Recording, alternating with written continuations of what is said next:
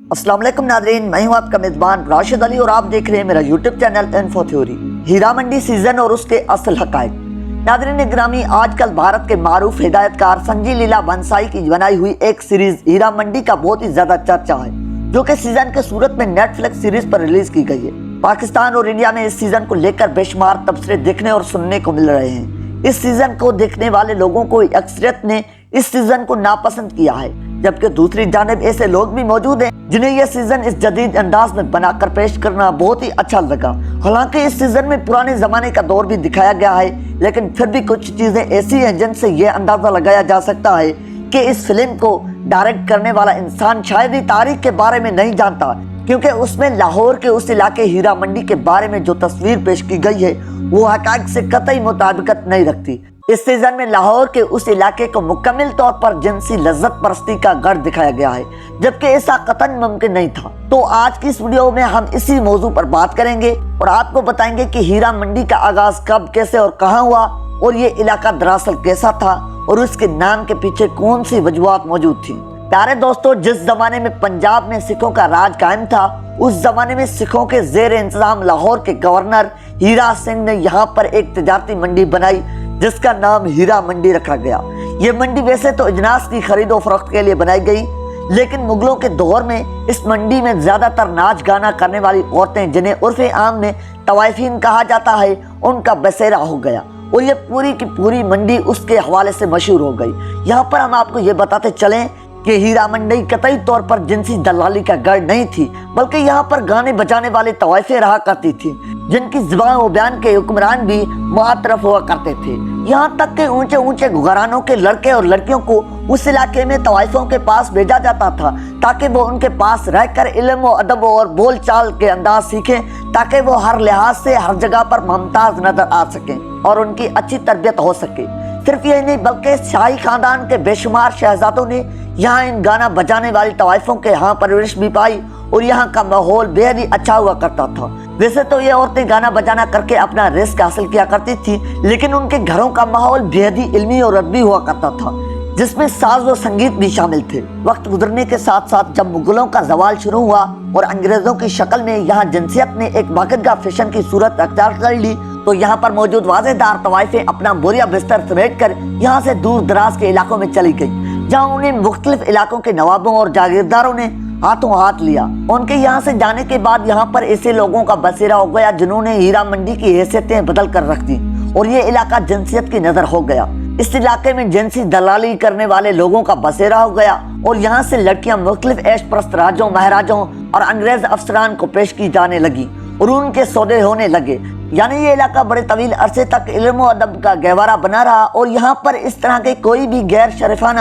حرکت نہیں ہوتی تھی، جیسا کہ بھارت کے ہدایت کار سنجے لیلا بھنسائی نے اپنے اس سیزن میں پیش کرنے کی کوشش کی ہے۔ اس کی ایک وجہ یہ بھی ہو سکتی ہے کہ لاہور ہمیشہ سے ثقافتی، علمی اور ادبی گڑھ رہا ہے اور یہ علاقہ سینکڑوں سالوں تک مغلوں کی زیر انتظام میں بھی رہا ہے۔ ہندوؤں کو مسلمان حکمرانوں سے ویسے ہی ذاتی خالص تھی اور وہ اپنے اس دشمنی کا اظہار مختلف فلموں کے ذریعے کرتے رہتے ہیں۔ اس طرح کے بے شمار فلمیں مغل حکمرانوں پر بنائی جا چکی ہیں، جن میں انہوں نے تصویر کا صرف ایک ہی رخ پیش کیا ہے تاکہ بھارت میں موجود ہندوؤں کو خوش رکھا جا سکے۔ پیارے دوستو، افسوس کی بات تو یہ ہے کہ اس طرح کے مختلف فلموں میں مسلمان اداکاروں کو زیادہ بھرتی کیا جاتا ہے تاکہ یہ دکھایا جا سکے کہ یہاں پر بسنے والے مسلمان بھی ان مغل حکمرانوں سے اتنے ہی تنگ تھے جتنی کہ دوسری اقلیتیں ان سے خائف تھیں۔ مغلوں کے دور میں ہیرا منڈی کی حیثیت بے شک بدل گئی تھی، لیکن یہ علاقہ علمی، ثقافتی اور مذہبی گڑھ بن گیا تھا۔ آپ اردو ادب کی تاریخ اٹھا کر دیکھیں تو بڑے بڑے شعراء کرام، جن میں شاہی شاعر بھی شامل تھے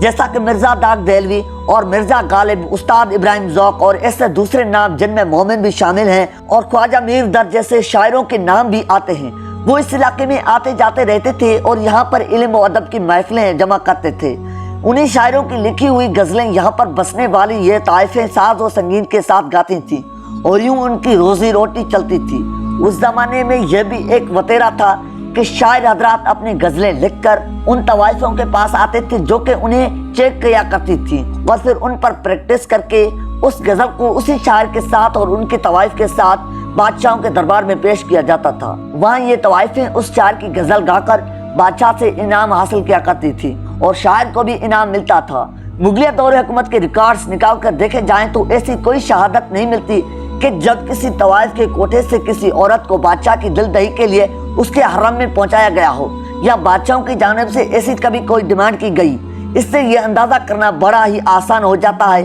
कि दरअसल इस फिल्म में दिखाए गए तमाम के तमाम मनाज़िर मुस्लिम दुश्मनी पर मबनी है और उनका मकसद सिर्फ और सिर्फ मुसलमानों का इखलाक और किरदार जाहिर करना है ताकि मुसलमानों की किरदार कुशी की जा सके। यहाँ पर हम तवाइफों की साइड नहीं ले रहे, लेकिन हक़ाइक़ तक पहुँचना हमारी जिम्मेदारी जरूर बनती है। नाज़रीन गिरामी, एक जमाना था जब तवाइफों का ये नाच गाने का काम बहुत ही बुरा समझा जाता था, जबकि आजकल ये काम तकरीबन हर घर में ही हो रहा है और उसे बुरा भी नहीं समझा जाता, बल्कि उसे फनकारी का नाम दिया जाता है और उस पर फख्र भी किया जाता है। अलबत्ता उस जमाने के नाच गाने में ये चीज सबसे ज्यादा मुनफरिद थी कि ये नाच गाने वालियां अपना ज़बानो बयान सबसे अलग और सबसे आला रखती थी। यही वजह कि शहजादों और बड़े बड़े गवर्नर्स, अमीर लोग और दीगर खानदानों की जानिब से अपने सपूतों को उनके यहाँ भेजा जाता था ताकि वो इल्म और अदब सीख सकें। इसी से ये बात जाहिर हो जाती है कि अगर ये औरतें खराब होती या उनके घर का माहौल इखलाक या बख्ता होता तो शरीफ घरानों के लोग अपने बच्चों को यहाँ पर इल्म और अदब सीखने के लिए हरगिज़ नहीं भेजते। अब अगर हम इस सीजन हीरा मंडी की बात करें तो ये मुख्तलिफ तनकीदी रिव्यूज की वजह से अभी तक जेर बहस है और लोग उसके बारे में तरह तरह के राय दे रहे हैं। एक बात साफ है कि इस सीजन में दिल खोल कर तवाइफों को बद किरदार दिखाया गया है और उनसे ज्यादा उन तवाइफों से लुत्फ उठाने वालों में सबसे ज्यादा मुसलमानों को ही दिखाया गया है और उन तवाइफों की डार्किंग करने वाले लोगों में भी मुसलमानों को ही दिखाने की पूरी कोशिश की गई है। तवाइफें भी मुसलमान दिखाई गई है, उनसे फायदा उठाने वाले लोग भी मुसलमान दिखाए गए और उनकी चाकरी करने और उनके सौदे करने वाले लोग भी मुसलमान ही दिखाए गए हैं। इससे ये अंदाजा करना दुश्वार नहीं है कि दरअसल इस सीजन के निशाने पर कौन लोग हैं। अगर हम इस मौजू से हट कर भी बात करें तो इस सीजन में दिखाए गए वाक़यात और मनाज़िर कतन ऐसे नहीं है जैसे कि 16वीं और 17वीं सदी में हुआ करते थे। उस जमाने में हीरा मंडी अपने अरूज पर थी और ये इलाका इल्म और अदब के गहवारे के तौर पर जाना जाता था, बल्कि तवाइफों की जो ज़बान और किरदार दिखाया गया है वो भी उस जमाने से मुताबिकत नहीं रखता। यूं हीरा मंडी के नाम को इस्तेमाल करते हुए इस फिल्म में अपना खन्नास निकालने की कोशिश की गई है, वरना ये तारीखी एतबार से एक बहुत ही बड़ी अहम फिल्म बन सकती थी जिस पर अच्छा खासा बिजनेस भी किया जा सकता था। जी तो प्यारे साथियों, ये थी आज का मेरा वीडियो। आज के इस वीडियो के बारे में आपकी क्या राय है? आपने अपनी राय का इज़हार कमेंट सेक्शन में जरूर करना है। मिलते हैं एक नई वीडियो के साथ, तब तक के लिए अपना और अपने प्यारों का ढेर सारा ख्याल रखिएगा। अल्लाह निगहबान।